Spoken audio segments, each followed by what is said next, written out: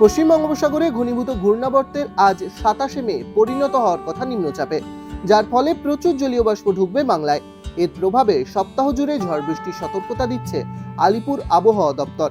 যদিও এখনই সিস্টেমটির ঘূর্ণিঝড়ে পরিণত হওয়ার লক্ষণ নেই বলেই খবর। সিস্টেমটির উপর নজর রাখছেন আবহবিদরা। উত্তাল থাকবে সমুদ্র।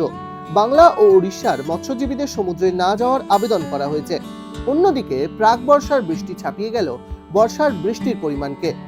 সাধারণত বর্ষায় 50 মিলিমিটার বৃষ্টি পায় শহর কলকাতা। প্রাক বর্ষায় সাধারণত 15 থেকে 25 মিলিমিটার বৃষ্টিপাত হয়। ইতিমধ্যেই কলকাতায় প্রাক বর্ষার বৃষ্টিপাতের পরিমাণ ছাড়িয়ে গিয়েছে 85 মিলিমিটার। অন্যদিকে আবহাওয়া দপ্তরের পূর্বাভাস, বৃহস্পতিবার রাতের মধ্যেই বাংলায় ঢুকতে চলেছে মৌসুমী বায়ু। তার আগে আজ মঙ্গলবারও ভারী বৃষ্টিপাতের পূর্বাভাস দক্ষিণবঙ্গে। শুক্রবারের মধ্যে গাঙ্গেয় পশ্চিমবঙ্গের একাধিক অঞ্চলে 200 মিলিমিটার পর্যন্ত বৃষ্টির সম্ভাবনা।